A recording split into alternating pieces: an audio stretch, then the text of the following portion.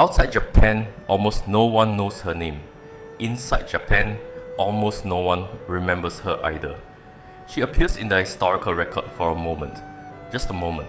A queen, 13 years old, placed on the throne after a male ruler failed to hold the country together, the one who sent the last recorded mission from Japan to China.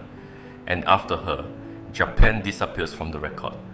For 147 years, she stands at the entrance to the silence. Her name is Toyo. Himiko, as we saw in episode 2, may have been preserved in the chronicles in another form, under a different name. But Toyo doesn't appear to have been preserved at all, not even in disguise. Start with the name, because the name itself is a problem. The Weizi, the Chinese source that records her, writes the name as Iyo. Later Chinese sources, the Liangshu, the Beishi, write a different character, read as Toyo. The Toyo in common use today is a substitute for that second character. Whether the name was even pronounced Toyo is itself something scholars debate. The name that most people use for her is already several layers of approximation away from whatever she was actually called. With that said, here is what the sources record. After Himiko died, a male ruler was installed. The country did not accept him. More than 1,000 people died in the unrest that followed. Then a 13-year-old female relative of Himiko was made queen. The disorder ended. The sources don't tell us much else about her reign, but there is one final record. In 266 AD, a mission from Wa reached the Jin court. The Nihon Shoki, citing a lost Chinese source, describes this as the mission of the female ruler of Wa. The surviving Jinshu, however, records only Wa people presented tribute. No female ruler is named. Most scholars read this as Toyo's mission. But even that is a reading, not a certainty. After 266, nothing. The Liangshu adds one more line. After Toyo, a male king succeeded and received a title from China. No date is given. That is the entirety of what we know about Toyo. 13 years old when she took power. Present at the court record in 266. Gone after that. For someone who held Japan together at one of its most unstable moments, that is a very thin record. Why does the record go silent after 266? The silence doesn't have to be read as evidence that something dramatic happened in Japan. There is another explanation, and it has to do with the country Toyo sent her mission to. In 266, the recipient of that mission was the Western Jin dynasty. Jin had been established the year before, when the Wei dynasty transferred power. It was a new court, recently consolidated, not yet fully stable. Within a few decades, it began to come apart. From 290 to 306, the War of the Eight Princes tore through the Jin court. Members of the imperial family fought each other for control of the throne. Then, from 304 onward, the 16 Kingdoms period began. Northern ethnic groups moving into the vacuum, establishing competing states. A century and a half of fragmentation across what had been unified China. In this environment, keeping detailed records of distant foreign courts was not a priority. The machinery of official history, the infrastructure that had produced the Weiji and its account of Himiko, was no longer functioning the way it had. The 147-year gap between Toyo's mission and the next appearance of Wa in the record overlaps closely with this period of Chinese political fragmentation, when Wa reappears in 413. The Wa Five Kings sending tribute to the Liu Song. The country that emerges looks nothing like the one Toyo ruled.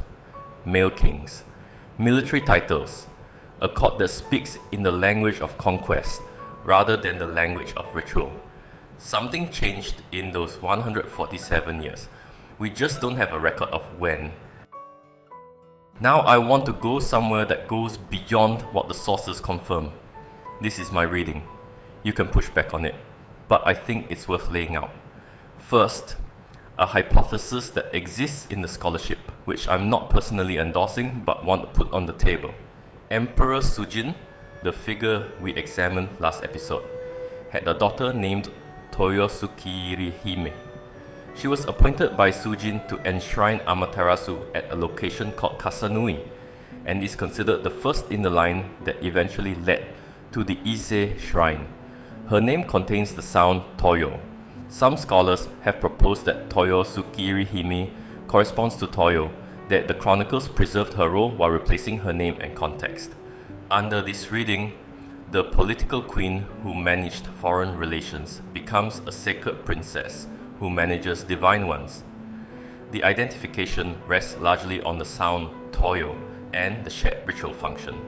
Since we're not even certain the name was pronounced Toyo, this is a hypothesis built on uncertain ground.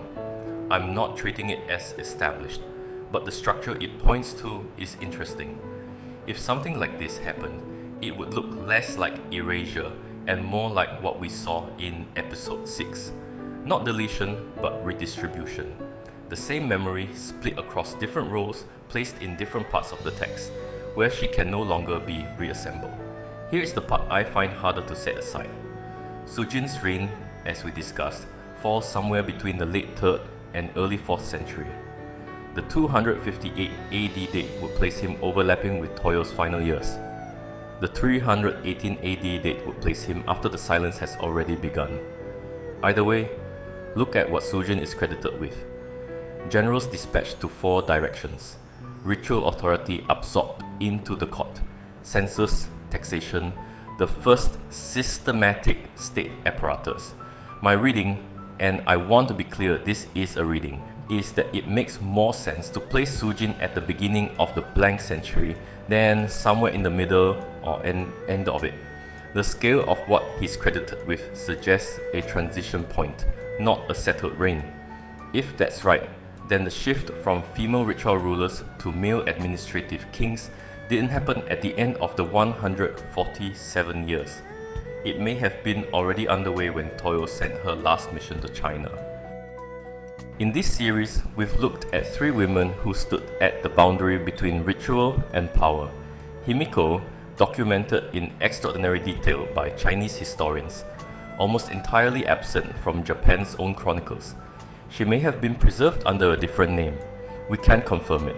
Momoso Hime, the figure in the chronicles most often identified with Himiko, present in the text but moving through it quickly, placed beside the man who built the state, then gone, and Toyo, who doesn't appear to have been given even a placeholder in the chronicles. No corresponding figure we can point to with confidence. Not rewritten, not reassigned, just absent. All 3 lived at the hinge between sacred authority and political power. All 3 were women whose influence came from their relationship to the divine rather than from military force. And the chronicles, compiled 4 centuries later under a very different kind of court, had no place for that kind of authority in the official story. After Toyo's last mission in 266, Japan goes quiet for 147 years. When it comes back into the record in 413, the country is governed by male kings who use the language of military rank to describe their relationship with China. The transition happens somewhere in that silence, probably early if the evidence around Sujin points anywhere, but the chronicles don't say. They weren't designed to. Himiko was rewritten, Toyo was never written down at all. And 147 years later, the era of the shaman queens was over. Next time, the blank century. What happened in the 147 years Japan disappeared? 266 AD to 413 AD. No written record, no Chinese account, no diplomatic contact, but the ground kept the record. Bronze bells buried, keyhole tombs spreading, horses arriving. The country that emerged in 413 was built in that silence, and archaeology is only beginning to tell us how.